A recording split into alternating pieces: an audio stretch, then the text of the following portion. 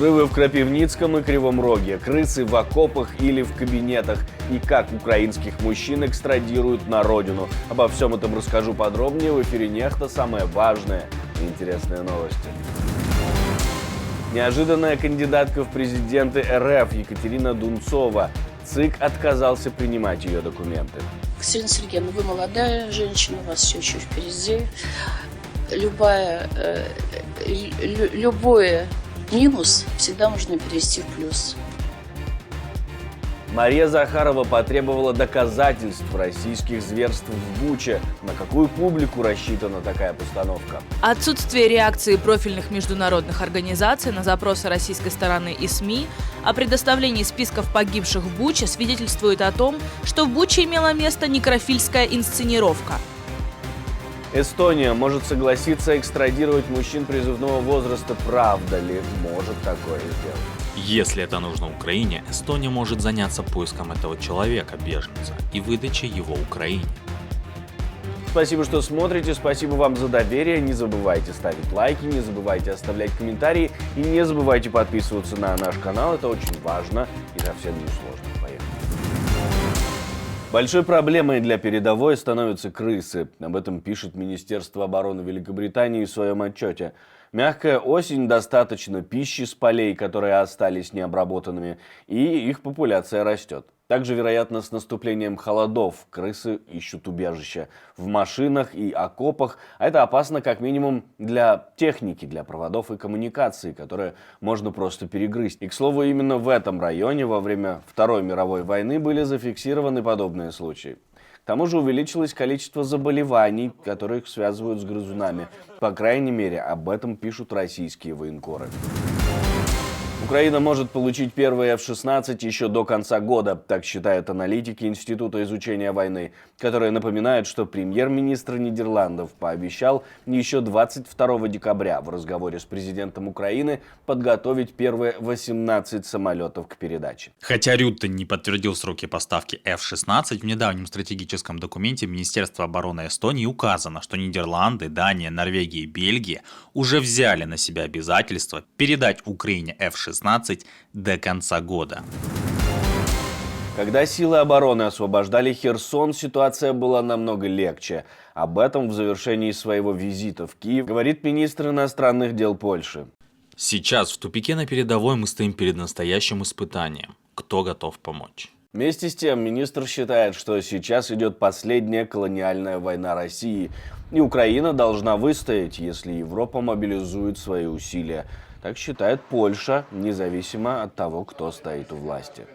Эстония собирается выдавать Украине мужчин призывного возраста. Во всяком случае, в течение нескольких дней должен появиться новый договор между странами, который позволит это осуществить.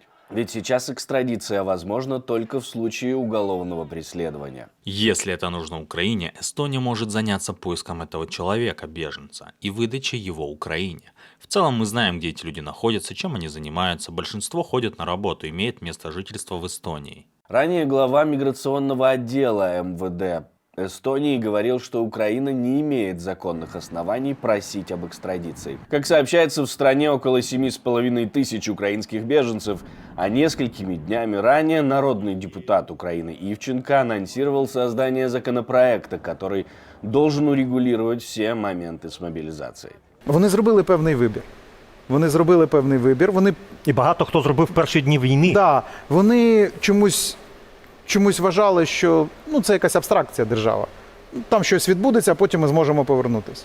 Чи не повернутися, якщо будемо асимільовані з новим культурним простором тієї держави, де вони будуть знаходитись. Так не працює. Але їм треба дати можливість з цієї ситуації юридично коректно вийти. І тут я абсолютно точно розумію, що є пропозиції дозволити йти через рекрутинг, тобто добровільний контракт, повертатись в країну, і тоді оці всі, скажімо, певні юридичні претензії, вони будуть зняті. Тобто таку ж можливість треба дати, так. Але щодо примусової мобілізації, ви розумієте, що в інших юридичних просторах, не українському юридичному просторі, ми не проведемо ніяких примусових мобілізацій, це неможливо. Американский президент подписал рекордный оборонный бюджет на $886 миллиардов. В нем предусмотрено 300 миллионов в год на Украину. Кроме того, на 5% растут зарплаты американских военных, а 14,7 миллиарда долларов выделено в графу «Сдерживание Китая».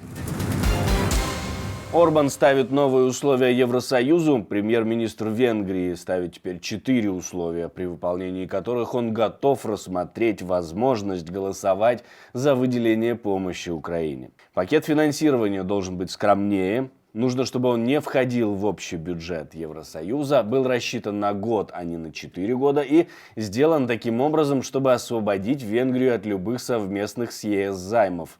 А я напомню, что представитель Бельгии в ЕС несколькими днями ранее заявлял, что Венгрия исчерпала лимит на блокировку решений Евросоюза. Наверное, терпение уже лопается.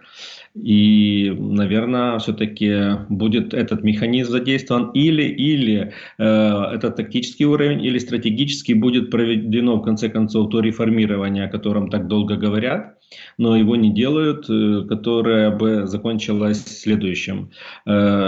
Большое квалификационное большинство и решение за ними. А тот, кто один там или два против, условно, да, они имеют право на свое мнение, но не влияют на общую картину принятия решений.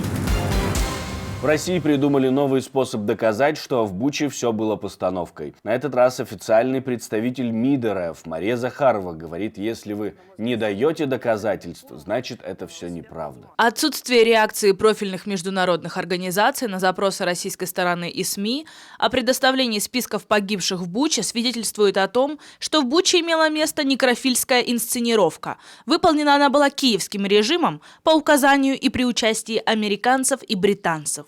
В целом, скорее всего, даже после предоставления доказательств не факт, что РФ согласится назвать произошедшее правдой. Екатерина Дунцова не успеет второй раз провести инициативное собрание и сама выдвинуться в кандидаты в президенты РФ. Так что кандидат, подпись в документах которой выглядит как котик, скорее всего, проходит мимо президентских выборов в РФ. Перед этим российский ЦИК нашел ошибки в ее документах. Кто за? Кто против? Кто воздержался? Принято единогласно. Катерина Сергеевна, вы молодая женщина, у вас все еще впереди. Любой минус всегда можно перевести в плюс. Любой опыт все равно опыт. Сейчас Дунцова обратилась к партии «Яблоко», которая еще не выдвинула кандидата. Будем следить за судьбой неожиданной кандидатки в президенты РФ, ржевской журналистки, которая решила подтвердить страхи Путина быть низвергнутым кандидатом женщиной. Ждем реакции от «Яблока». Спасибо. Президент Аргентины уволил всех госслужащих, которые были приняты на работу после 1 января 2023 года. А это около 23 тысяч человек. Также Хавьер Милей созывает парламент на внеочередную сессию для рассмотрения законопроектов с реформами. Шоковая терапия в Аргентине официально объявлена стартовавшей.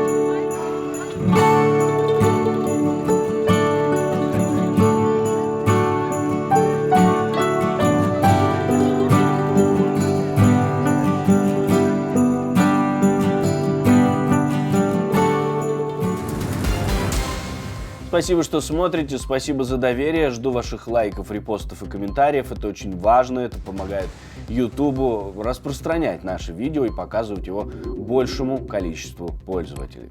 На этом все, до встречи и хороших вам новостей.